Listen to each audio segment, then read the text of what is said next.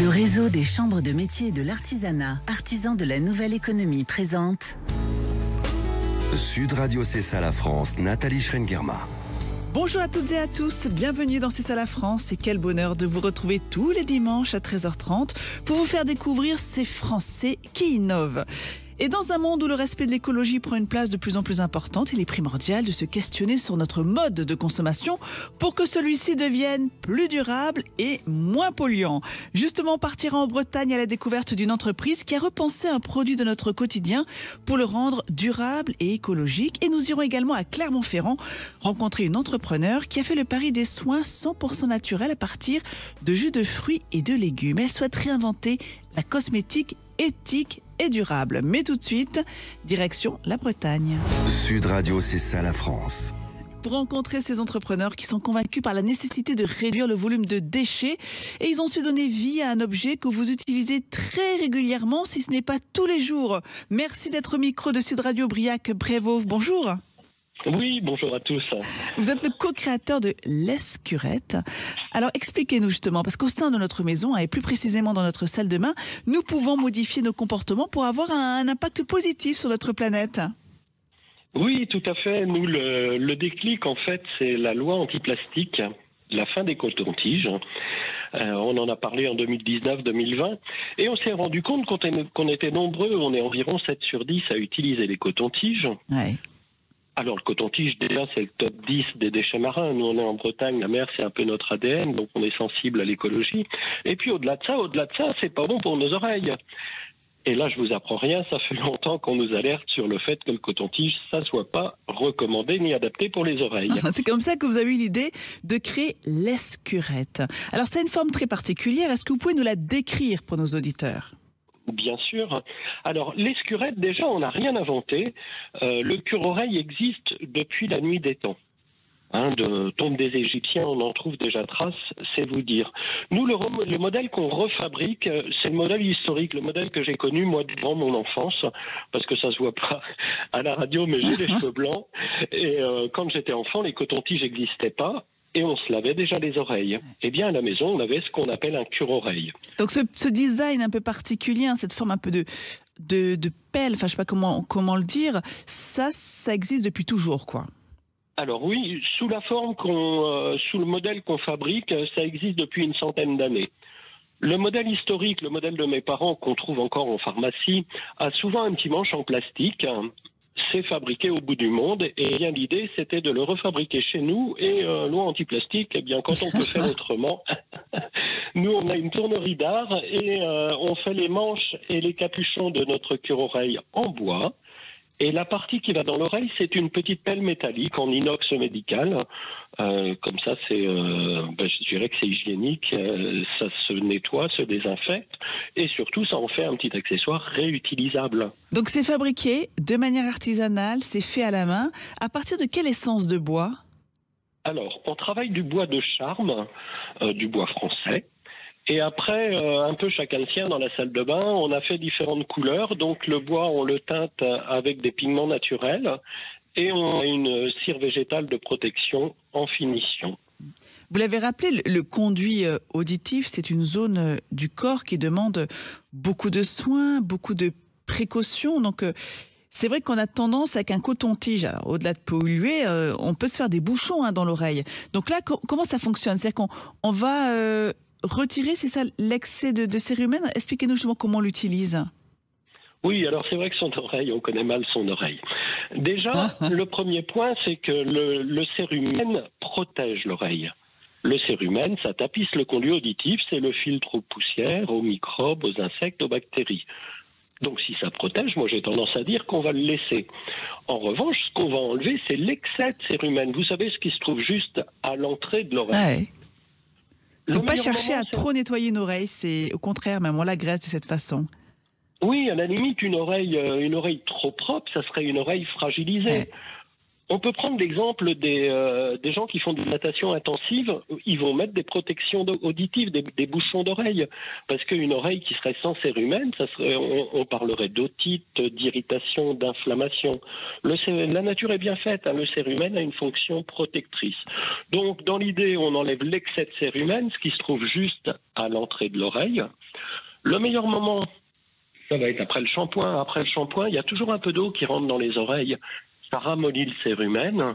Vous prenez votre escurette, la partie métallique, à l'entrée de l'oreille et on ôte l'excès de cérumen en faisant un petit mouvement rotatif, aussi simple que ça. Et ça s'entretient facilement, ça s'nettoie facilement. Une fois que vous avez eu cette idée de vous dire, il faut retrouver au bon sens, quoi, au produit de l'époque, qui permettait vraiment finalement de se nettoyer de 2 à 3 fois par semaine l'oreille, vous fabriquez le prototype, après il faut industrialiser le produit. Quels sont les défis que vous avez rencontrés lors du développement de ce produit et comment vous les avez surmontés ? Alors, déjà, l'idée c'était vraiment de le faire zéro plastique. Donc on s'est dit on va le fabriquer en bois. En bois, pour le fabriquer, il a fallu trouver un partenaire. On a eu la chance de rencontrer un tourneur d'art qui s'appelle Jérémy, qui est à côté de la forêt de Brocéliande. On est venu avec le modèle historique, le modèle en plastique, et déjà, il a dit « mais qu'est-ce que c'est que votre truc ?» Donc on lui a déjà expliqué ce que c'était qu'un cure-oreille. Et il m'a dit « mais Briac, il n'y a pas de souci, moi je vais savoir fabriquer ton cure-oreille. » La partie en bois. La partie en bois. Et il a mis une valeur ajoutée. Il a dit, mais attends, moi je suis tourneur d'art. En plus, on pourrait imaginer un petit capuchon de protection en bois. Comme ça sera hygiénique. Ah oui. Voilà comment... Et donc, vous l'avez trouvé, vous avez fait des recherches, vous êtes tombé sur lui. Et après, pour la partie, j'allais dire, inox médicale, là aussi, il a fallu trouver un partenaire. Bien sûr. Donc là, on a fait des recherches et on a rencontré une entreprise spécialisée dans le pliage de l'inox et qui a su répondre à notre demande. On a pris un inox médical. Donc eux sont basés en Normandie, pas très loin de la maison non plus. Et ils nous fabriquent donc les pelles en inox médical. Parce que c'est pas toujours simple de passer de l'idée à la concrétisation du produit. Finalement, dans votre cas à vous, ça n'a pas été très compliqué finalement de rencontrer vos partenaires. Alors, le tourneur d'art, si, ça a été un peu compliqué. Quand j'ai fait mes premières recherches, j'ai eu beaucoup de mal. Et vraiment, on a eu de la chance, on peut dire ça comme ça. Il faut persévérer. Voilà, on a rencontré Jérémy et c'est vraiment la rencontre qui fait aujourd'hui le succès de notre fabrication, qui en fait un modèle unique et on est les seuls à fabriquer en France tout ce que vous trouvez sur le marché, parce que pour les oreilles, les alternatives sont nombreuses. On voit des choses en bois, en plastique encore, silicone, oui. des trucs qui tournent. Un médecin vous mettra jamais tout ça dans les oreilles. Nous, on les fabrique, donc, comme je vous disais, c'est de l'inox médical. Hein. C'est le modèle historique, vous savez, on n'a rien inventé, hein. C'est le modèle qui a fait ses preuves. Donc, vous faites donc l'escurette que vous avez créée, vous fabriquez pour vous, pour d'autres également, c'est ça ? En marque blanche ou pas du tout ? Alors, l'aventure a débuté, on a fait une première série de 15 000 pièces. On les avait fait un peu pour nous. On s'était dit, on les vendra sur des événements biologiques, sur des foires bio, des rencontres grand public. Et à notre première sortie, on avait derrière nous une épicerie vrac qui présentait ses produits et qui nous a dit, mais Briac, votre truc c'est génial, je veux ça dans mon magasin. On est en 2019, en mai 2019, et il faisait partie d'un réseau d'épiceries, des épiceries vrac, et du coup on s'est positionné en tant que fournisseur, et très rapidement on a pris 10 boutiques, 100 boutiques, 150 boutiques. On fait un salon en septembre 2019, un salon qui s'appelle Natexpo, qui est le rendez-vous annuel de la bio, on va dire en France, voire même en Europe. Et là, on a rencontré, ça a été vraiment le levier immédiat, on a rencontré énormément d'acteurs de la filière et on a levé, 200, 300 boutiques. Très rapidement, on est arrivé à un réseau de distribution d'environ 1200 boutiques. Alors, vous fabriquez combien d'escurettes par an, ou même par mois déjà peut-être, puisque c'est assez récent tout ça. Alors par mois, par an, on peut dire que depuis notre début, en 4 ans, on en a fait environ 300 000. Ouais. Bah dis donc, votre tourneur, il a du boulot, hein. Oui, mais il est spécialisé. Pour lui, c'est on n'a pas de difficulté de production. Tant qu'on a de la demande, on est en capacité de fournir. Donc vous avez vraiment remarqué une évolution dans les attitudes des consommateurs, alors concernant l'utilisation des produits durables? Alors, on fait pas mal de rencontres grand public. Là, on s'apprête à partir, par exemple, sur un salon à La Rochelle des fêtes. Alors, fêtes maritimes, c'est un salon du nautisme. Donc, nautisme, ADN la mer. Donc, ouais, les gens sont sensibles à ça. Après, c'est vraiment une sensibilisation. Comme je vous disais, mon premier mot, c'était qu'on était 7 sur 10 au coton-tige. Vous êtes né dans les années 60, vous n'avez connu que le coton-tige. Donc, c'est devenu une pratique. Mais étude de marché, quand on a fait notre étude de marché, elle a été très simple. Petite anecdote, j'ai appelé mon meilleur ami, vous savez, votre copain de tout le temps, salut mon copain Louis, comment tu te laves les oreilles? Il me dit avec un coton-tige, comme tout le monde. Et dans la phrase qui suit, il me dit, mais je sais que c'est pas bon pour les oreilles. C'est mon copain. Je lui dis, mais on est tombé sur la tête, mon copain. Il me dit, tout à fait. Et je lui parle du cure-oreille. Et là, il me dit, mais oui, t'as raison. C'est ce qu'on avait étant gosse. Ouais. Et oui, c'est vrai qu'en fait, comme il n'y avait pas d'alternative, on n'y pensait plus et on était tombé dans cette espèce de routine quotidienne. Alors que finalement, laver et faire durer, c'est mieux que de jeter. Bien sûr. Merci beaucoup, Briac Prévost. Et puis, on a bien compris l'importance des salons aussi dans votre parcours, à faire connaître son produit. Oui, et c'est comme ça, des rencontres, des collaborations. Et puis voilà, on s'installe chez plusieurs revendeurs, plusieurs distributeurs. Sur notre site Escurette, si vous voulez avoir un visu de notre fabrication, vous aurez le visuel des explications qu'on vient de vous donner. Créateur de l'Escurette. Merci beaucoup, Briac Prévost, d'avoir pris le temps de nous présenter cette innovation et belle journée à vous. Au revoir. Merci beaucoup, c'était avec plaisir. Au revoir. On va se quitter un court instant. On se retrouve juste après avec une entrepreneur qui, elle, a fait le pari des fruits et des légumes pour des cosmétiques 100% naturels. À tout de suite. Le réseau des chambres de métiers et de l'artisanat, artisans de la nouvelle économie, présente Sud Radio C'est ça la France, Nathalie Schrengerma. Nous voilà de retour dans C'est ça la France, l'émission du savoir-faire français qui vous fait découvrir ces entrepreneurs qui innovent. Alors aujourd'hui surtout dans des produits qui se veulent naturels et durables. Il est l'heure de rencontrer notre entrepreneur qui, elle, a fait le pari des soins 100% naturels. On part tout de suite du côté de Clermont-Ferrand. Sud Radio C'est ça la France. Et au micro de Sud Radio, Laurence Cazé. Bonjour Laurence.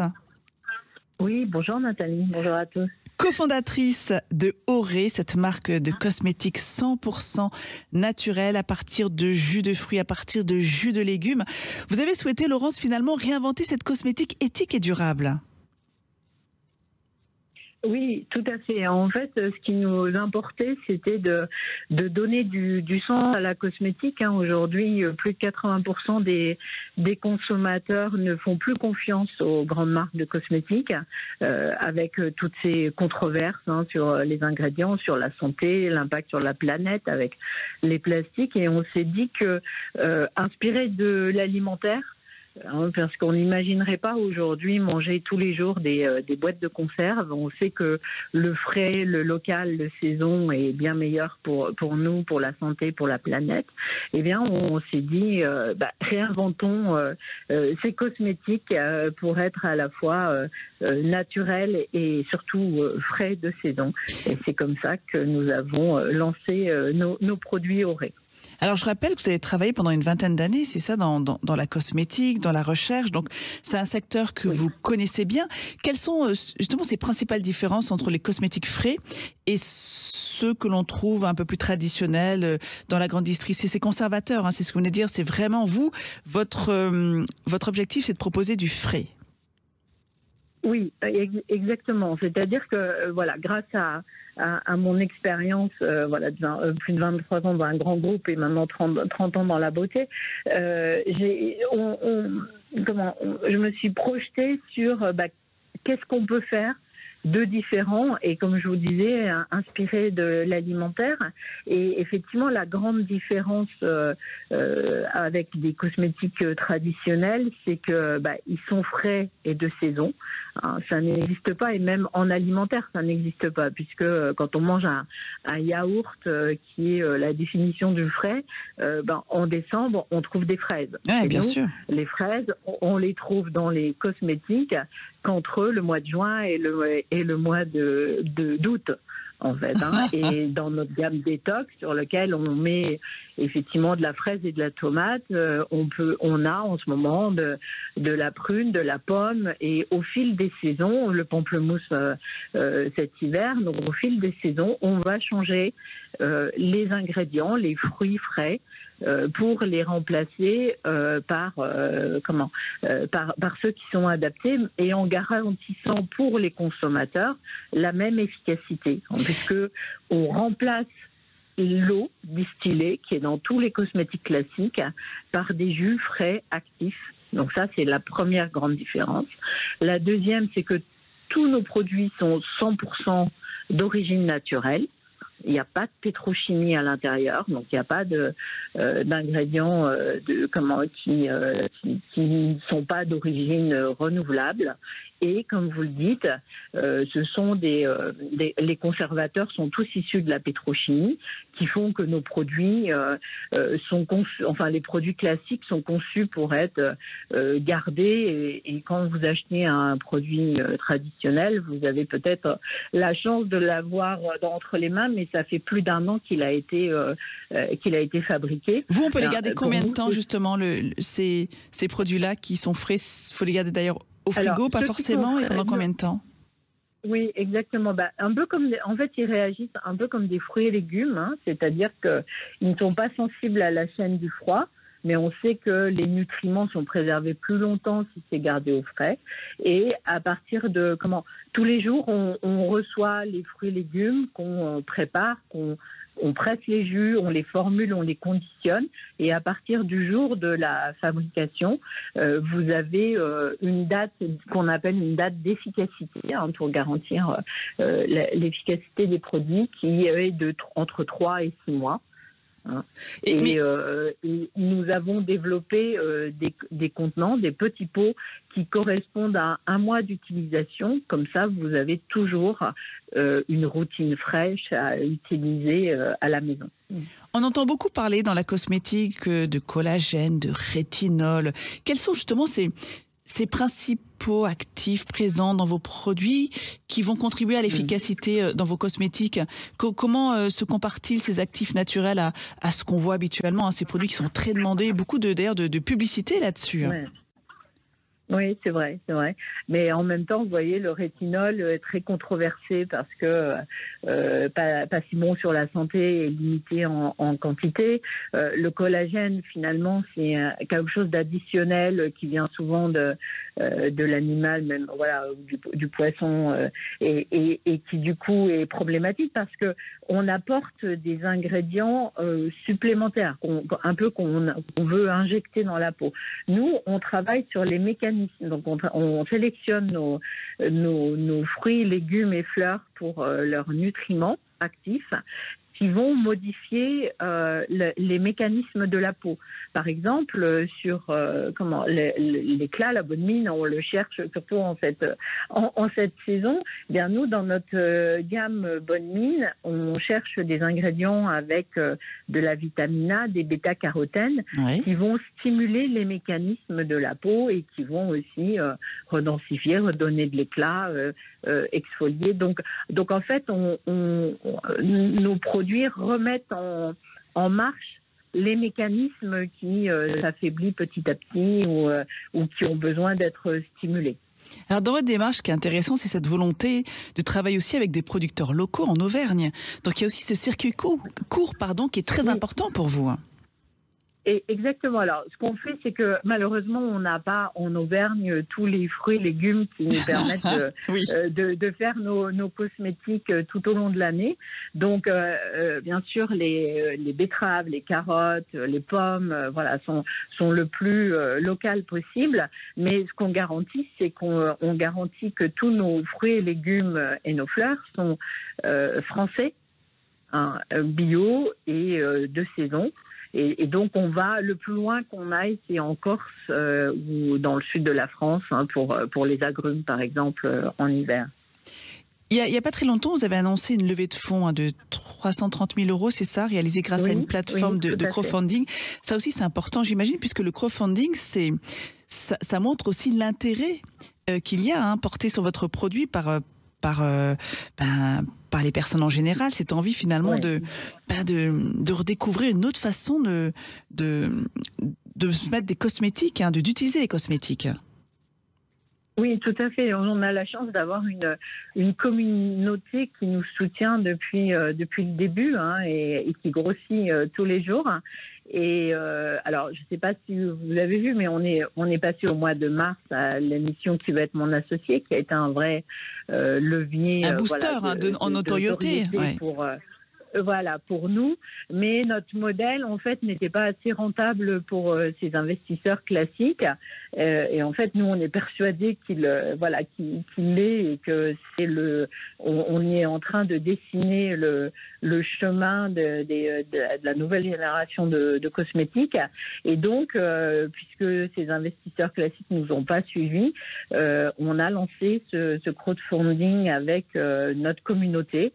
Hein, donc on a des clients, des amis, même des influenceurs avec lesquels on travaille, des partenaires, et qui nous ont permis de faire cette levée. Et c'est beaucoup de responsabilité pour nous, en fait, de les accueillir dans notre capital, mais c'est aussi beaucoup de fierté. Et puis c'est encourageant. Pour avancer. Oui, exactement. Oui, non, mais bien sûr. On a des témoignages au quotidien. Pour moi, c'est important d'échanger avec nos clients, avec notre communauté, les consommateurs. Mais voilà, c'est encourageant. On sait qu'on est soutenu, et ça, c'est formidable. En tout cas, on vous souhaite beaucoup de succès pour la suite, Laurence Kézé. Et je trouve qu'effectivement, c'est une belle initiative. Et puis, c'est disruptif dans le monde des cosmétiques. Donc, c'est une autre voie que vous proposez, qui est très intéressante et qui est pour le coup la 100% naturelle. Eh bien, longue vie à Auré. Et merci Laurence Kézé d'avoir pris le temps d'échanger avec nous. Un grand merci. Bonne fin de journée. Au revoir. Il est l'heure maintenant de retrouver Thibaut, notre French Trotter. Sud Radio, c'est ça la France, avec Thibaut le French Trotter. Bonjour Nathalie, aujourd'hui je suis dans le Lot-et-Garonne, près du village de la Cépène, à une demi-heure d'Agen. Et on ne va pas parler du pruneau, mais de la noisette, qui s'est développée ici de manière spectaculaire. Je suis en compagnie d'Augustin Durand, gérant de la Maison de la Noisette. Alors Augustin, c'est quoi la vocation de ce lieu ? La Maison de la Noisette, c'est une ferme agro-touristique dans laquelle on essaie de faire découvrir aux gens tous les secrets de la noisette, parce que la noisette, c'est un fruit qui est ancien, mais c'est pas pour autant qu'on sait tout sur ce fruit, et elle a des vertus extraordinaires, et on peut en faire plein de bonnes choses. Donc on vient passer un moment de détente, mais aussi on vient peut-être manger des bonnes choses. Je l'ai pas dit, mais on est au cœur d'une noiseraie, c'est ça ? Combien d'hectares ? On est, nous, sur une ferme de 50 hectares. 50 hectares, ça représente à peu près 24 000 arbres. On a fait partie de ces premiers producteurs il y a 35-40 ans. On a démarré l'aventure. Ça a beau être un arbre très ancien, sa culture est assez moderne en France, puisque je vous dis, 35-40 ans qu'on a planté les premiers noisetiers. Et maintenant, effectivement, le fief de la culture, on dit qu'il y a à peu près 55% de la production française qui est réalisée ici en Lot-et-Garonne. C'est une terre fertile, c'est une terre qui est vraiment faite pour le noisetier ? À l'état sauvage, il pousse partout. Par contre, effectivement, en termes de culture, on va parler d'un terroir, une terre argilo-calcaire, puisqu'on est ici sur un coteau à la Cépène. On sort de la plaine, ou peut-être bordure de l'Aude, bordure de Garonne. On va trouver une multitude de fruits à jus et de maraîchage.